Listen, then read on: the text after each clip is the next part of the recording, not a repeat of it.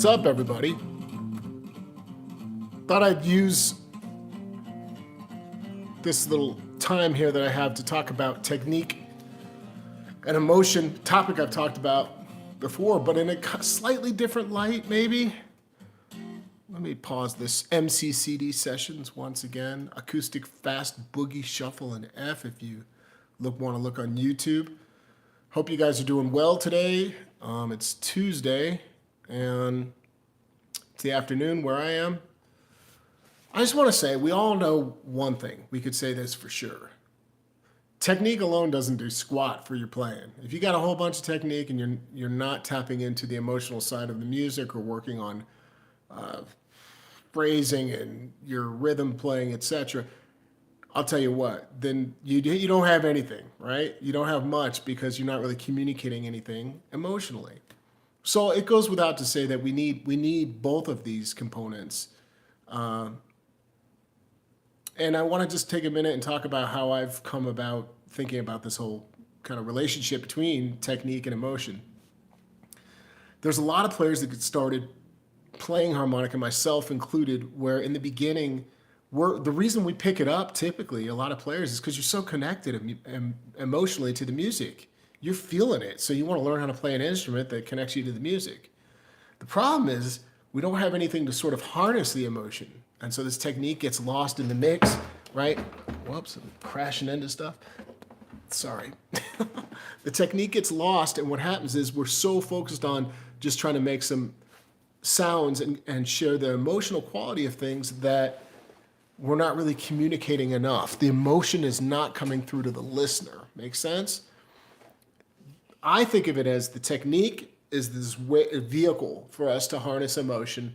And the finer our technique is, if we heighten the emotion and we have really good technique, that's the ultimate, because I can express things that I literally cannot express without the technique. I could take emotion and put it into this track, right? How did that go away? I could put it right here and just take one technique.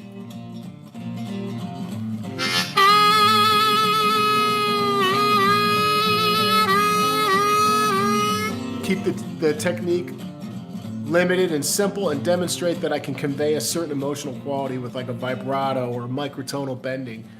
So here's the way I think also about developing this. This is the angle that's kind of fresh. I don't know that I've talked about it enough, but when you work on technique, right, and you sit down and you're thinking about like, I'm going to work on bending, or I'm going to work on octaves or tongue technique, tongue blocking, but you're doing it in isolation. By the way, all of this is to lead up to say that I'm doing a class on technique Saturday. Yes, it's a little pitch for my class, but I want to talk about this topic.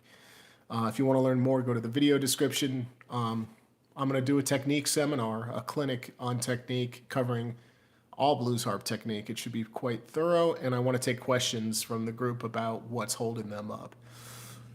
So, and we'll have notes that guide us in exercises. So, if you just practice an isolation technique, this is what I want to say. There's little meaning behind it when you go to use it. Wouldn't you think? I mean, if you got really good at bending, like, or a vibrato even, or a warble, you wouldn't have any you're not practicing emotion, you're just practicing this actual technique. And I think that's the disconnect that's happening to a lot of people learning, at least in the harmonica world that I can see. They are not connecting to the emotional side, or they're super emotionally connected, but they just haven't developed enough technique for it to really be funneled in a way for the listener to get it and to feel it the way that they feel it.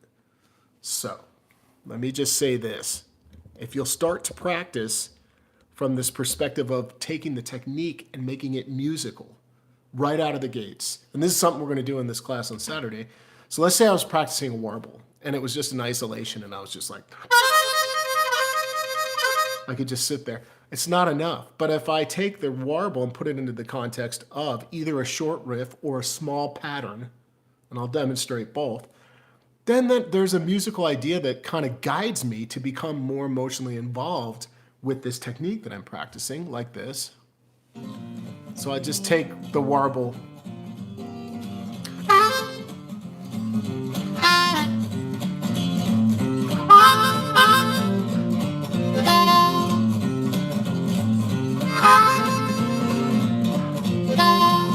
So all I'm doing is attaching 2-draw to that warble. Rest, and putting some rhythm behind that and just pulsing a couple times on the 2-draw. But what if I put it inside of a riff?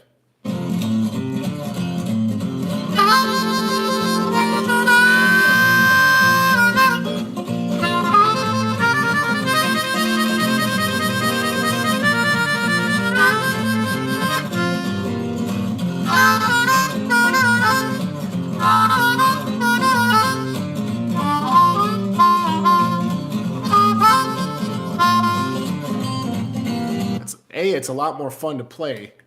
It's a lot more fun to work a technique in connected to an idea, right? A musical idea and in context to how I might actually work it. So come up with small riffs or embellishment kind of notes, let's say, not even embellishment, but a note that can connect like I did with the 2-draw. And what's going to happen is it forces you to put this technique into context and work the emotion into it. So let me talk about, or let's think about this together. How do you work on putting emotion into a technique? Well, if you listen to guys that, and when I say guys, it's Midwest talk, anyone who plays harmonica and they're super heavy technique and you're like, wow, this person's so advanced. Does that mean that you're enjoying it? Not for me. Like there's a lot of really advanced technique players that they're just kind of whittly diddling their way through it. It doesn't really communicate much musically. So for me, it's putting it into context into a phrase, a simple phrase, or surrounding it by more emotional notes like bends so that I can get more emotionally involved in what this technique should be communicating in the first place. So that's the deal. There you go. Emotion in blues technique is personified by Stevie Ray. Yeah, man, Stevie Ray's a great example because he was super technical but really emotional. But think about how he harnessed that. Like, I don't know enough about guitar to talk about that, but I can tell you that these ideas of repetition or just staying somewhere and repeating something that is even one note, not even necessarily an idea, is a great way to communicate emotion. Another way is to not move. If you're going to play a sound like a vibrato, a warble, a tongue block, slap, keep repeating something until you're more emotionally connected to it. You're figuring out, how do I want to shape this technique?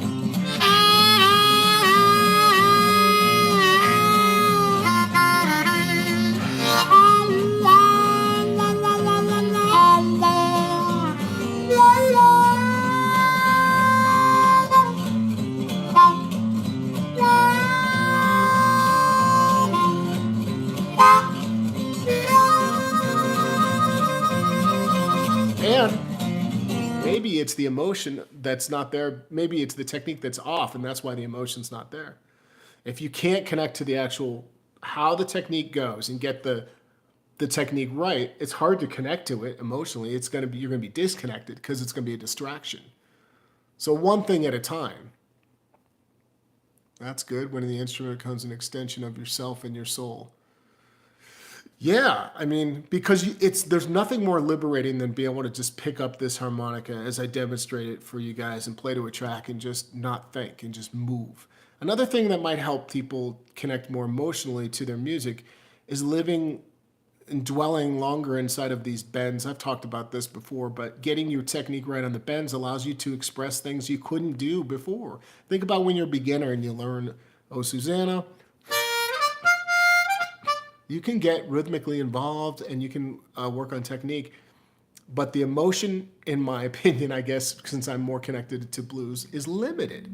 So I want to maybe take that one and transfer it somewhere where I can play it with bends.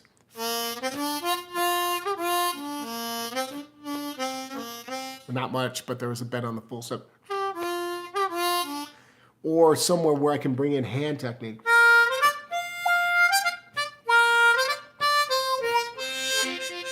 Tongue technique, octaves. So layering in various techniques on a simple, hey Tony, on a simple little melody is a great way to work emotion and technique at the same time. Taking something that's familiar, but the objective is now not to just get through the piece of music, it's to make it as emotional as possible. Another thing that comes to mind is slowing down with your ideas. Just because this track is fast, I don't have to kill the blues. Kill the blues. I definitely don't want to kill the blues. I don't have to just come in smoking hot on the solo, right? So what I would say is, yep, you got a Patty Richter. Oh, cool. Sorry, I lost the rest of that comment. I could take my time and really live inside some of these bends as an exercise, releasing bends and going into the bends. So that might sound like, look, I mean, he's all over the place, right?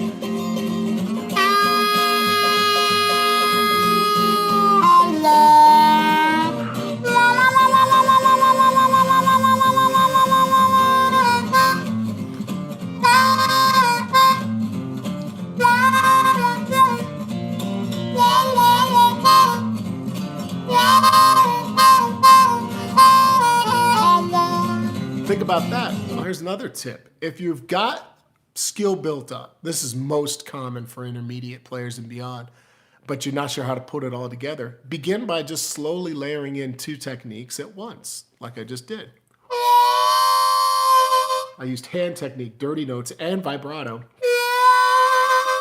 and I'm not moving anywhere. And that's the point I want to make, is that if I don't move anywhere, I have a minute to shape the feeling or the sound that I'm creating. Let me see if I can get to any of these other comments by leaving it right here. Cool. Hey, everybody. Now I see what's going on. So in the class that I'm offering Saturday, I've already taught technique classes. So people are like, well, I'm sure there's people that are not going to attend perhaps because they've already taken it. But I kind of want to talk about this emotional side of how when I'm practicing technique, I give it exercises that are musical. I'm trying to tie it into something relevant that I might actually play so that I can work on 2 things at once, emotion and technique. Same thing when you play any exercise or scale, it should be played in time, right? If you don't do that, you should work on playing like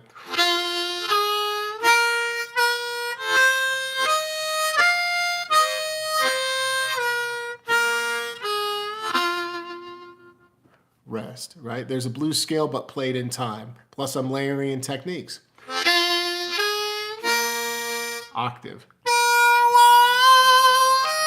Vibrato, split. Just replacing these single notes with more emotional techniques so that now I'm more connected to the exercise. Then, once I can play that on my own in good time with good feel, I can then come to a track like this and, work the scale. Sorry, I'm just trying to find something different here. I use a lot of the same tracks sometimes. So you could take, what if you had the track and all you had was the blues scale, second position,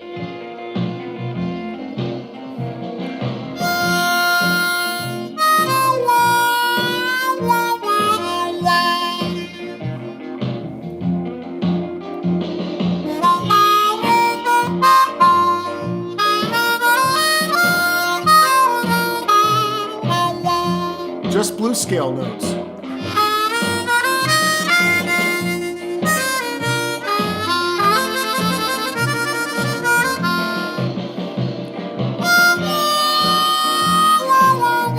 Stop halfway.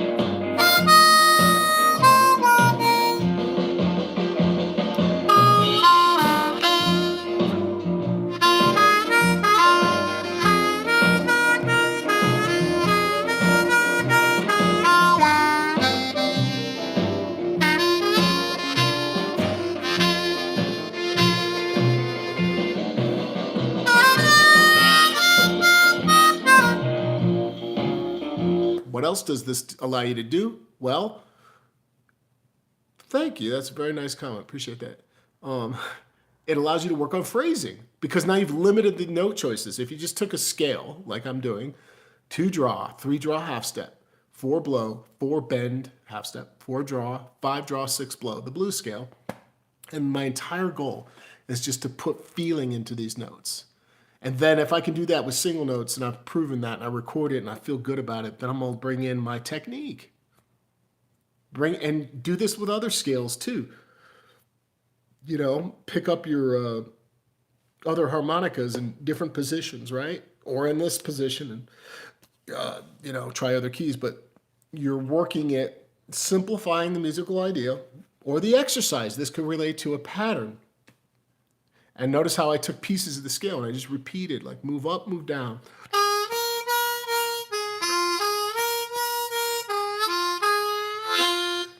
If you can take the time to do that musically with the scale the way I'm doing, then you have no thought, which is beautiful when you're improvising. You're not distracted by all these things. You're like, what am I going to play?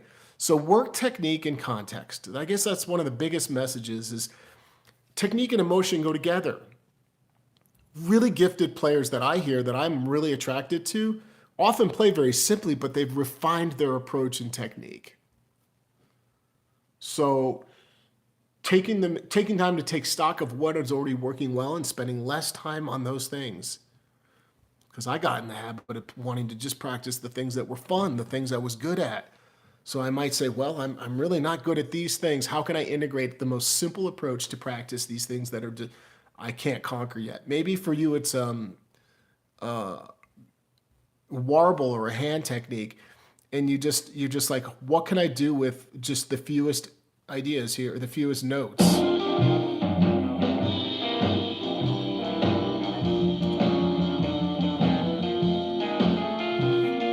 So make the technique the star of your jam.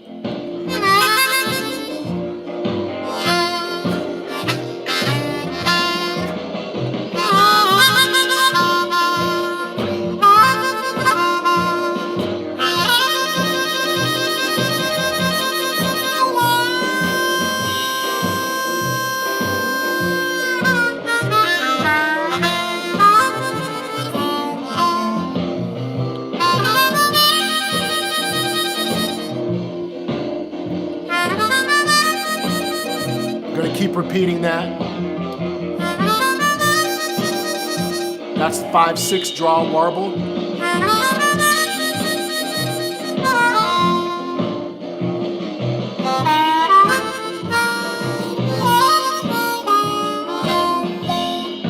Of course, I'm riffing a little bit, right, around it. You take the technique and surround it by clean notes. And then you have a distinction between the clean notes and the technique to let you hear how the technique was sitting in your practice. Hey, did that technique come out the way that I wanted to? Did it sound right as a technique, as a standalone part of the riff? And how did it sound musically in relationship? Then I can move on and say, I need to work on vibrato. And keep the practice loose in the way that I think sometimes just keep it loose.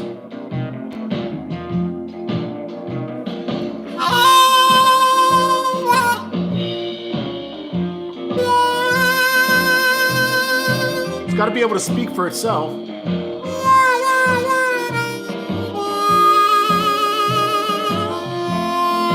Remember, clean notes around it.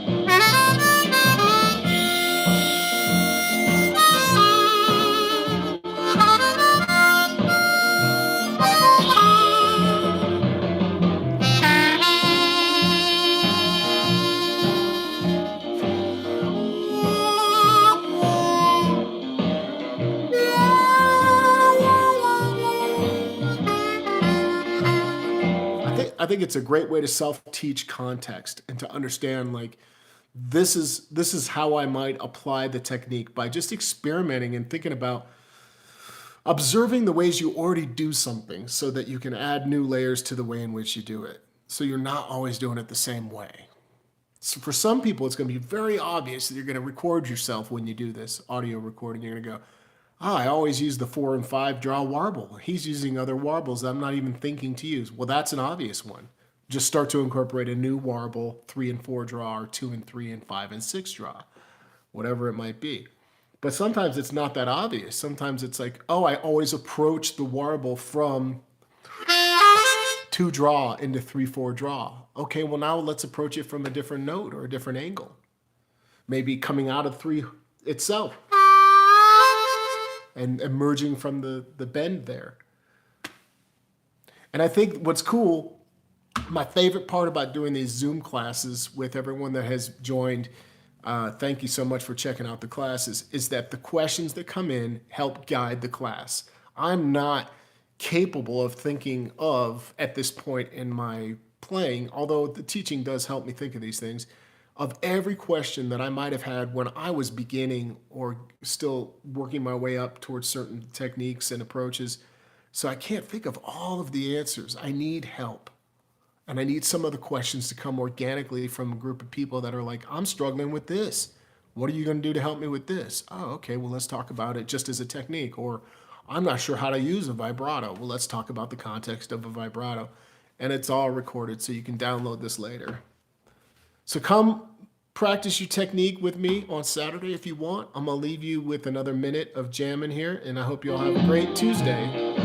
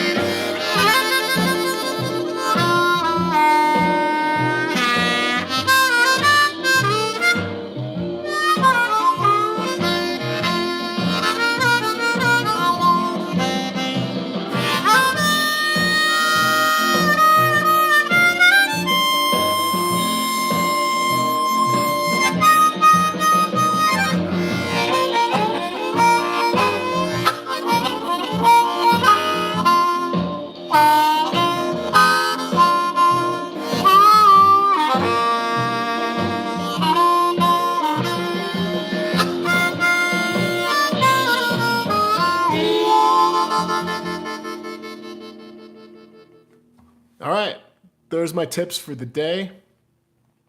Thank all of you for joining me live here. It's kind of cool to hang out with some folks live. Let me just catch up on the chat and see who's here and what's going on. Well, hello, everybody. Wow, look at all these comments. Don't kill the blues. Yeah, I definitely don't want to kill the blues. As little Walter said, I don't mean to kill nobody. I got a cool video coming up for you guys, by the way. I'm releasing a promo for the next GoFundMe for brand new Dig 3 album. So there's the sneak release info.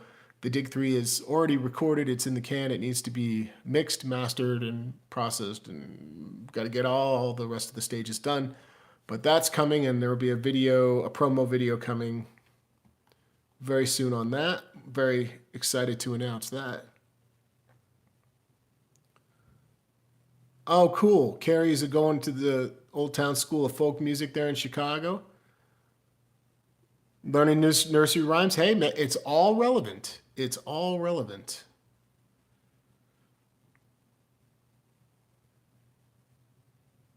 Just, right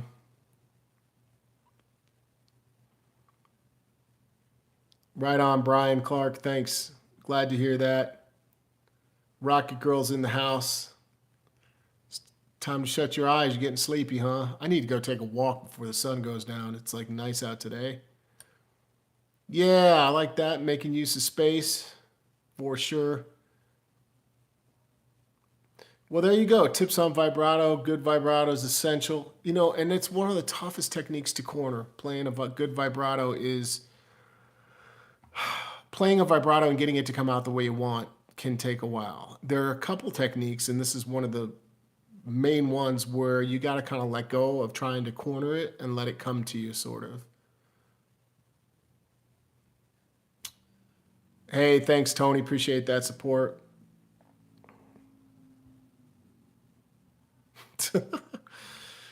All right, you guys. So that's what's up for today. Refine your technique so you can get more expression out of your music. It's not to say you can't be emotional with no technique. You can. You can be really emotional, but you're not going to communicate as directly to those listeners unless you start to refine the technique to harness the emotion. At least that's my opinion. Yeah, okay, I'll leave you with this tip. Somebody asked a question, any tips on going from high notes to back down? I have two tips. One is work some sort of pattern or scale that works you straight down. Or take a small idea on the top, if you're up there, play it, take the harp out of your mouth, and then go to a different part of the harmonica. That's my advice. So you might be going...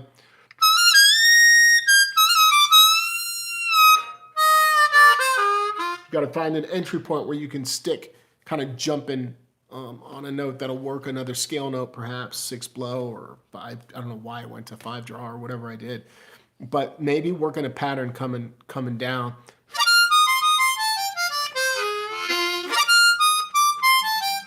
There aren't too many great ideas that I know of. I mean, there are probably more than what I do. I get that. In cross harp, though, when you're playing, we have a limited amount of notes without overdrawing up there and blow bending everything. So you want to think of some simple sort of pentatonic related movements. That's the way I do it. There you go. Work your way down with triplets, which could be done in a number of ways, I suppose. Victor Coco. Is that how you pronounce it? Coco? What is the chirping in Love Me Do? I'd have to hear it. I don't know. Save that for another day, okay?